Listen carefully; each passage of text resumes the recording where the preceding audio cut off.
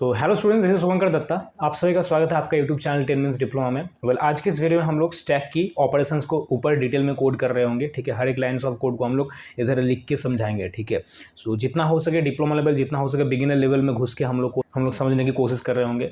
ठीक है, तो आगे की वीडियोज़ में हम लोग स्टैक क्या होते हैं, स्टैक के ऊपर डिटेल में एक्सप्लेनेशन हम लोग समझा चुके हैं। ठीक है, क्या क्या प्री रिक्विजिट्स होनी चाहिए स्टैक कोड सीखने से पहले, वो already second video of stack में कवर हो चुके हैं। तो अगर आपने वीडियो नहीं देखे तो चैनल में जाकर वीडियो देख लो, या फिर डिस्क्रिप्शन बॉक्स में मैं उसको लिंक दे दूंगा, उधर जाकर तुम चेकआउट कर सकते हो। ठीक है, तो चलो स्टार्ट करते हैं आज का वीडियो। तो देखा हम लोग क्या करेंगे, पहले पुश फंक्शन को डिफाइन करेंगे। ठीक है, बट इससे पहले हम लोग क्या कर रहे हैं, इसको ना दो पार्ट में डिवाइड कर रहे हैं। ठीक है, इधर हम लोग यूजर डिफाइन फंक्शन को डिफाइन करेंगे और इधर हम लोग मेन सी प्रोग्रामिंग का कोड लिखेंगे। ठीक है, देखो पहले क्या करेंगे, इधर इंक्लूड std.h। ठीक है, हो गया। अब इधर कुछ गैप देंगे हम लोग, बताएंगे क्यों गैप दे रहे हैं इधर। ठीक है, और इधर हम लोग मेन फंक्शन स्टार्ट कर रहे हैं, इंट मेन। ठीक है, चलो ठीक है। अब देखो पुश ऑपरेशन कहाँ परफॉर्म कर रहे हैं हम लोग, स्टैक में। स्टैक कैसे बिल्ड कर रहे हैं हम लोग, एरे की हेल्प से। तो विच मीन्स कि हम लोग एक एरे डिफाइन करना होगा, एरे डिक्लेयर करना होगा। अब ये बताओ कि एरे को अगर हम लोग मेन फंक्शन में डिक्लेयर करें, लेट्स सपोज हम लोग क्या कर रहे हैं कि इंट, अच्छा एरे किसके लिए बना रहे हैं, स्टैक के लिए बना रहे हैं। सो विच मीन्स एरे का नाम भी हम लोग स्टैक देंगे, ताकि अब तुमको समझने में आसानी है। ठीक है, तो हम लोग एरे का नाम भी दे रहे हैं कि स्टैक।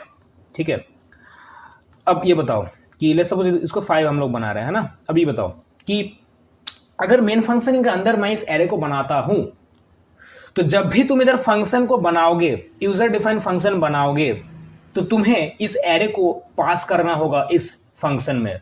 बोलो हाँ या ना।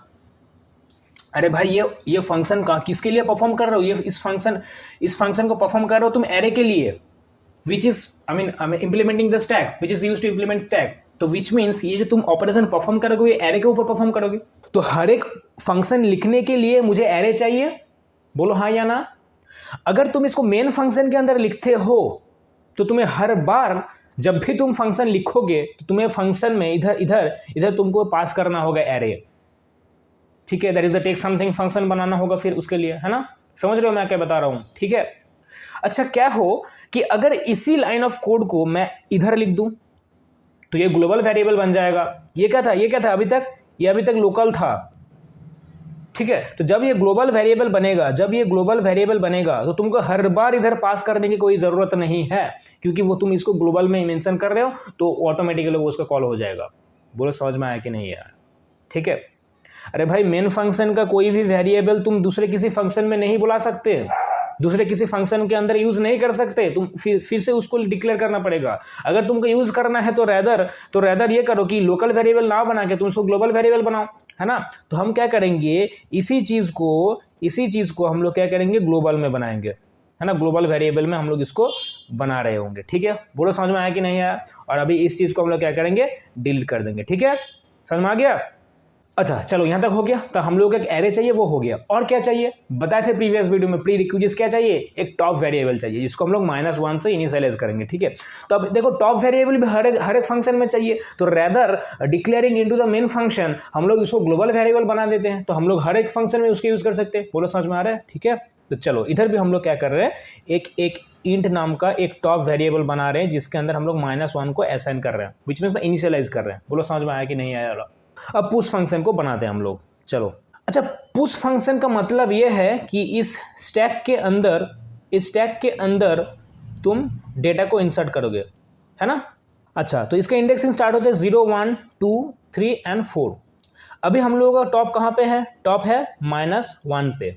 ठीक है, अब बोलो इंसर्ट करने के लिए, तो -1 का इनवैलिड इंडेक्स है, तो इंसर्ट करने के लिए इसको वैलिड इंडेक्स बनाना पड़ेगा। तो इंसर्ट करने के लिए, पुश करने के लिए हमको टॉप ++ करना होगा कि नहीं करना होगा, बताओ। टॉप को इंक्रीमेंट करना होगा ना, -1 से 0 में लाना होगा ना, है ना। तो इसीलिए क्या करना पड़ेगा, टॉप को ++ करना पड़ेगा, टॉप को एक बार इंक्रीमेंट करना पड़ेगा। बोलो समझ में आ रहा है कि नहीं आ रहा। ठीक है, तो अब टॉप कहाँ पे आ गया, अब टॉप शिफ्ट होकर आ गया है 0 में, इसको हम लोग क्रॉस कर दे रहे हैं। बोलो समझ में आ रहा है। ठीक है, अब देखो अब टॉप तो 0 में आ गया, अब एलिमेंट को इंसर्ट कहाँ करना है, अरे भाई 0 में ही करना है। ठीक है, तो क्या करोगे, तो इधर क्या करोगे, तो एरे का क्या नाम है, स्टैक ऑफ टॉप, है ना, क्योंकि टॉप में इंडेक्स स्टोर हो रहा है। तो stack of top equals to, अब जो डेटा तुम इंसर्ट करना चाह रहे हो, तो लेट्स सपोज इधर हम लोग डेटा को ही लिख देते हैं, है ना, ठीक है। तो ये डेटा को तुम इंसर्ट करना चाह रहे हो, तो ये डेटा क्या होगा, इधर इंसर्ट हो जाएगा। बोलो समझ में आ रहा है कि नहीं आ रहा। अच्छा फिर से नेक्स्ट टाइम देखते हैं यार। तो अभी टॉप क्या है, 0 पे है, ठीक है। तो नेक्स्ट डेटा पुश करने के लिए, नेक्स्ट डेटा इंसर्ट करने के लिए, लेट्स सपोज तुम इधर क्या कर रहे हो कि 7 इंसर्ट कर रहे हो, ठीक है, 7 इंसर्शन हो गया। अच्छा अब नेक्स्ट डेटा को पुट करने के लिए तुमको टॉप को फिर इंक्रीमेंट करना होगा, है ना, क्योंकि अभी तो टॉप 0 में है, तो बिना टॉप को इंक्रीमेंट करे तुम इसको इंसर्ट नहीं कर सकते, ठीक है।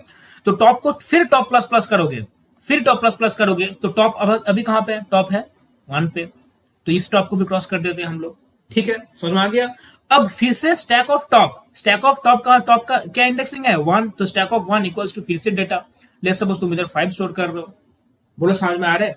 तो इसी दो रामबाण को याद रखना, ये जो 2 पॉइंट मैं बता रहा हूं, ठीक है। पुश ऑपरेशन परफॉर्म करने के लिए तुमको क्या करना पड़ेगा, पुश ऑपरेशन परफॉर्म करने के लिए पहले तुमको टॉप प्लस प्लस करना होगा, टॉप को इंक्रीमेंट करना होगा, फिर उस एरे ऑफ टॉप में तुम उस डेटा को स्टोर करोगे, उस टॉप में तुम डेटा को स्टोर करोगे। कैसे करोगे, एरे में कैसे करते थे कि ए ऑफ इंडेक्सिंग देते हो, फिर इक्वल्स टू उसका वैल्यू देते हो, है ना, तो इधर भी वैसे ही करोगे। अच्छा इधर एरे का नाम मैंने स्टैक दिया है, क्योंकि हम लोग एरे की हेल्प से स्टैक इंप्लीमेंट कर रहे हैं, ठीक है। जब हम लोग क्यू इंप्लीमेंट कर रहे हैं तो एरे का नाम क्यू देंगे, सिंपल सा लॉजिक है भाई, ठीक है। चलो इतना समझ में आएगा ना। तो 2 ऑपरेशन हम लोग को परफॉर्म करना है। अभी इसी चीज को हम लोग कोड में कैसे कर रहे होंगे, देखो। अब हम लोग पुश फंक्शन को डिक्लेयर कर रहे हैं, ठीक है, सॉरी, अब हम लोग पुश फंक्शन को डिफाइन कर रहे हैं, ठीक है। देखो ध्यान दो। तो हम लोग क्या कर रहे हैं, वॉइड लिख रहे हैं, कोई रिटर्न नहीं करेगा, कुछ रिटर्न नहीं करेगा, ठीक है, वॉइड पुश। अब हम लोग इसको टेक्स्ट नथिंग समथिंग का बना रहे हैं। देखो टेक्स्ट नथिंग कुछ नहीं लेगा, ये अपने अंदर एकदम सफिशिएंट है। देखो कैसे होगा, अगर तुम इसे इधर कोई चीजें पास नहीं कर रहे हो, तो तुमको इधर डेटा लेना होगा ना, यूजर से डेटा लेना होगा ना। बताओ, अरे भाई तुम किसी भी अगर एलिमेंट को इंसर्ट करना चाहते हो स्टैक में, तो वो चीज आइदर तुमको मेन फंक्शन में तुम उसको डिफाइन करोगे। कैसे करोगे, मेन फंक्शन में तुम या तो लिखोगे कि पुश ऑफ 5, तो 5 को इधर तुमको पास करना होगा उस चीज को।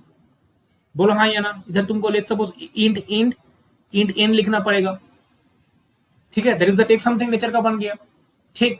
अगर तुम इसी चीज को, अगर तुम ये क्या किया, ये तुमने बनाया ना, अगर तुम यूजर से लेना चाह रहे हो कि यूजर बताओ कि तुम पुश करोगे, क्या चीज को पुश करना चाहते हो, तुम इस लाइन को हटा दो, सिर्फ तुम इधर पुश लिख दो। बोलो समझ में आ रहा है कि नहीं आ रहा।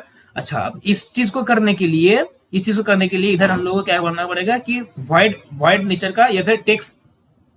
तो ये करने के लिए हम लोग क्या करना है, टेक्स्ट नथिंग एक फंक्शन बना रहे हैं हम लोग। अब इसी के अंदर प्रिंटफ लगाओ यार, प्रिंटफ एंटर नंबर, यूजर से हम लोग नंबर एंटर कर दो, यूजर से हम लोग नंबर ले रहे हैं, ठीक है। अब इसको स्कैनएफ के जरिए से हम लोग स्कैन करेंगे, स्कैनएफ %d, ठीक है, %d फिर एम्परसेंड। अच्छा कहां स्टोर करना है वो तो हम लोग डिफाइन नहीं किया यार, तो इधर डिक्लेयर कर दो ना यार, क्या दिक्कत है।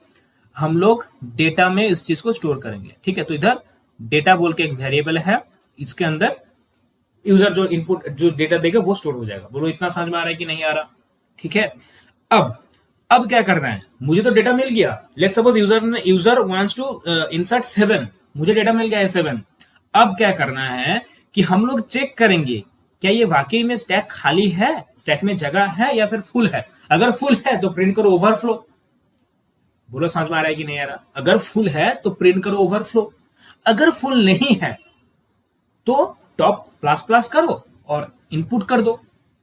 समझ में आ रहा है मेरी बात को, ठीक है।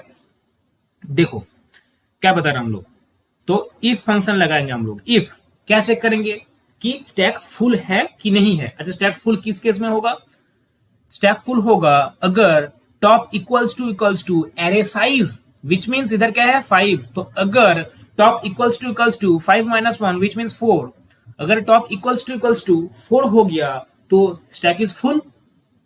तो इधर सेम चीज को इधर लिख दो ना यार, टॉप इक्वल्स टू 4, तो क्या है, तो प्रिंटफ लगाओ, प्रिंटफ स्टैक ओवरफ्लो, ठीक है। अगर नहीं है तो एल्स पार्ट में क्या करोगे, टॉप प्लस प्लस, टॉप को इंक्रीमेंट करो यार, फिर क्या करोगे, फिर stack of top equals equals to data and function को क्लोज कर दो। इतना ही था पुश फंक्शन में। बोलो समझ में आ रहा है कि नहीं आ रहा। हम लोग क्या कर रहे हैं कि यूजर से हम लोग क्या कर रहे हैं, यूजर से डेटा ले रहे हैं। यूजर से हम लोग क्या कर रहे हैं, यूजर से डेटा ले रहे हैं। तो इसके लिए क्या कर रहे हैं, एक वेरिएबल लेंगे जहां पे यूजर जो डेटा डालेगा वो स्टोर होगा। अब यूजर से जो डेटा ले रहे हैं वो स्कैनफ फंक्शन के जरिए से हम लोग उसको स्कैन कर रहे हैं, ठीक है, ले रहे हैं। अब हम लोग को डेटा मिल गया है। अब क्या करना है, अब तो इंसर्ट करना है ना जी। तो इंसर्ट करने का क्या प्रोसेस है, टॉप प्लस प्लस करो और स्टैक ऑफ टॉप में उस डेटा को डाल दो। अब टॉप प्लस प्लस करने से पहले इस चीज को मेक श्योर करना है कि हम लोग को स्टैक खाली है, स्टैक में थोड़ा सा जगह बचा हुआ है। कैसे करेंगे, तो इसके लिए चेक करना है कि top equals to array size -1। हाँ, तो मतलब टॉप इक्वल्स टू इधर 5 था, तो टॉप इक्वल्स टू 4 है। अगर 4 है तो प्रिंट करवा दो कि स्टैक ओवरफ्लो, तो इंसर्ट नहीं हो सकता है, ठीक है। अगर नहीं है तो डाल दो डेटा को यार। इधर तुमने क्या किया, फंक्शन कॉल कर रहे हो, ठीक है, ये फंक्शन कॉल कर रहे हो। ये क्या था, ये था फंक्शन डेफिनेशन, ये था फंक्शन डेफिनेशन, ठीक है, समझ में आ गया। चलो एक फ्रेश पेज में हम बताते हैं। देखो, तो अभी तक हम लोगों ने क्या किया, हैज इंक्लूड